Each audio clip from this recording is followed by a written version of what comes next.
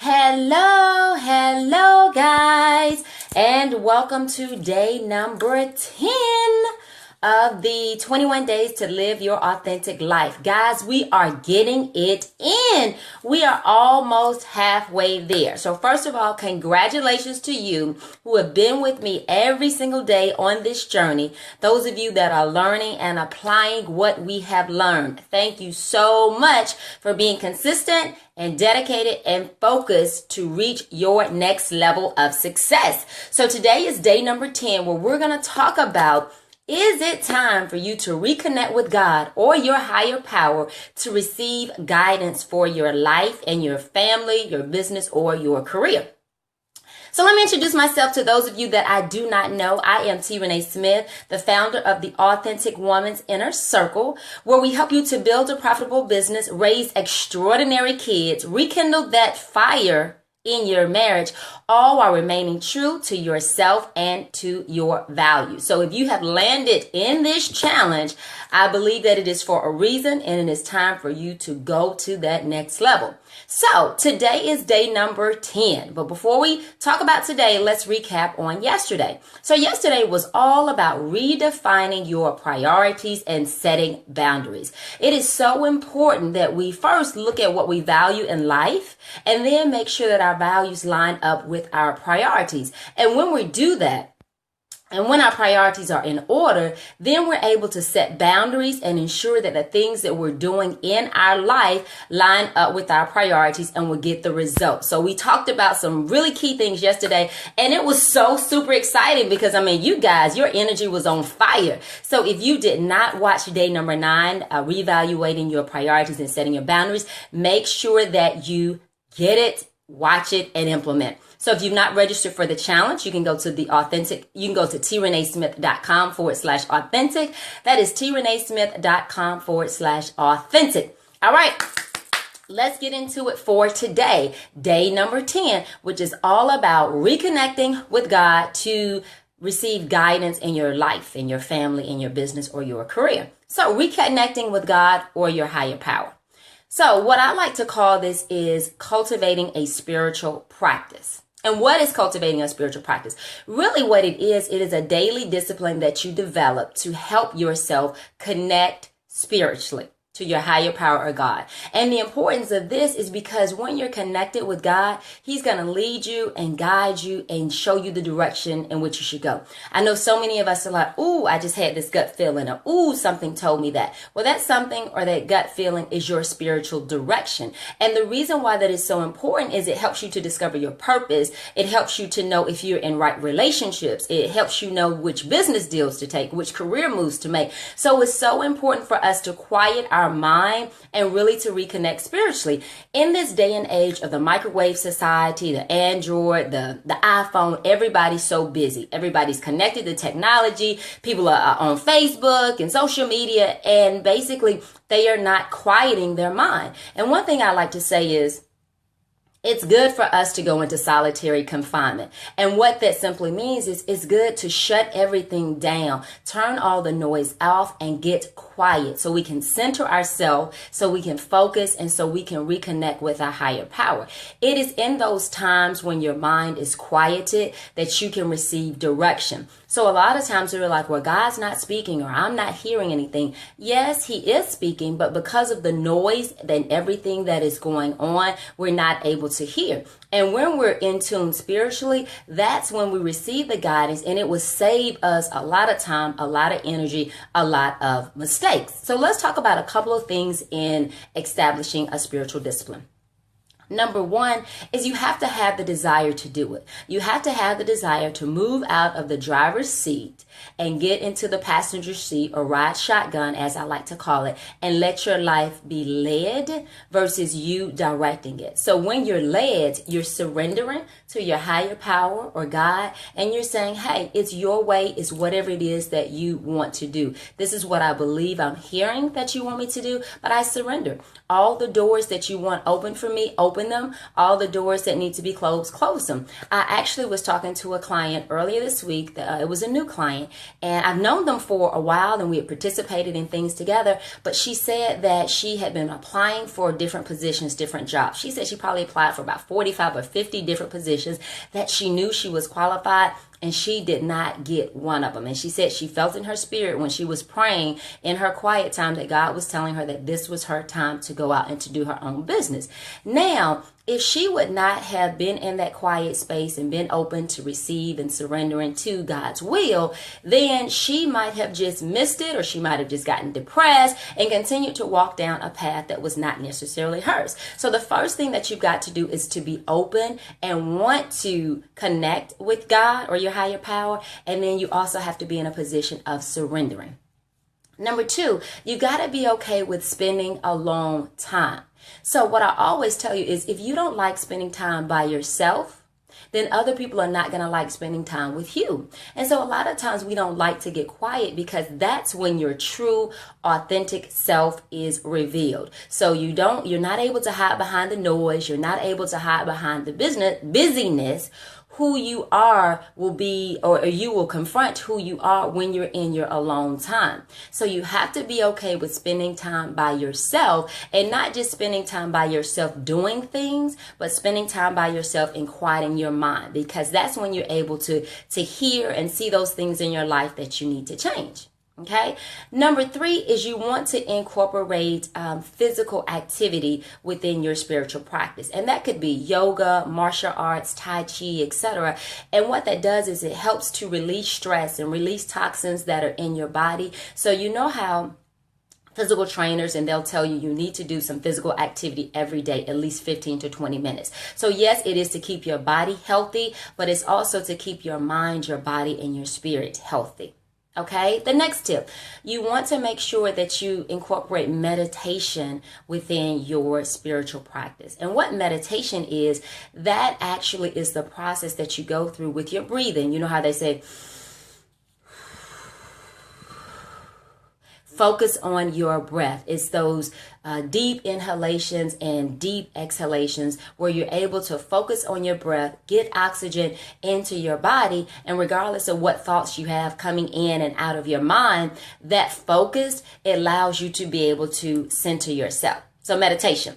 Another great thing is affirmations. I do these daily. I remember when I had gotten out of a very bad relationship for 10 years, my self-esteem was really low, and I had to do affirmations every day, 2, 3, 4, 5 times a day. And now when I started, I didn't believe these affirmations that I was saying. I was like, I'm smart, I'm positive, I'm beautiful, all these kinds of things.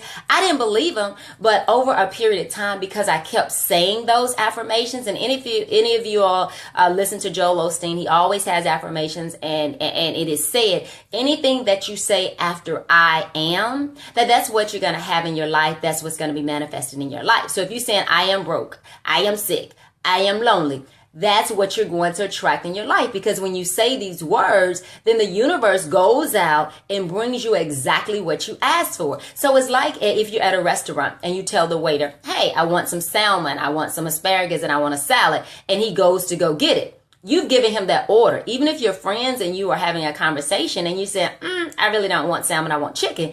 You never had that conversation with the waiter, so he's going to go bring you what you asked. So if you're saying negative words over yourself after I am, that is what you're going to have in your life. So you want to make sure that you're saying positive I am words. I am wealthy. I am attracting wealth. I am whole in my mind, my body, and my spirit. I am a conqueror. I am walking in my purpose.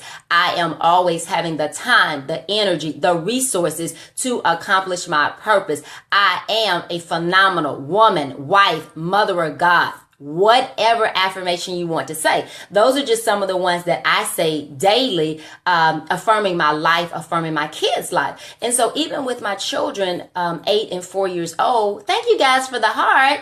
Even 8 and 4 years old, we're saying affirmations over their life. So my son is, I am an A student. I am honest. I am healthy. And I had this conversation with my girlfriend a couple months ago because her son was stealing and he was lying. And so what she kept saying to him was, you're lying, you're a liar, you're a stealer.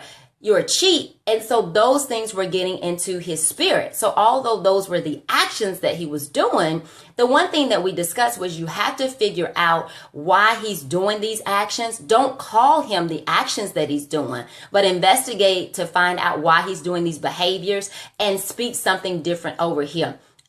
You are honest, and have him to say, I am honest. I am walking in integrity. Right? Do you see the difference? Because whatever we say, hey, Shirley, whatever we say over somebody's life, whether it's our kids, our husband, or our own life, that is what we're going to have. So be careful of the words that you speak over your children and over your spouse, because the tongue is so sharp. And women, let's not say to our husbands, you're not a man.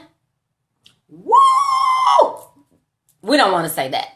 And men, don't say something negative to, your wife and calling her out of her name, a female name. You are This is PG rated, so I'm not going to say the word. But when you speak those things over people's lives, you are either cutting them and tearing them down or building up. And whatever you say is going to be a self-fulfilling prophecy. So you want to make sure that you're speaking good things over their life. So that's your affirmations. Another part of your spiritual practice is gratitude.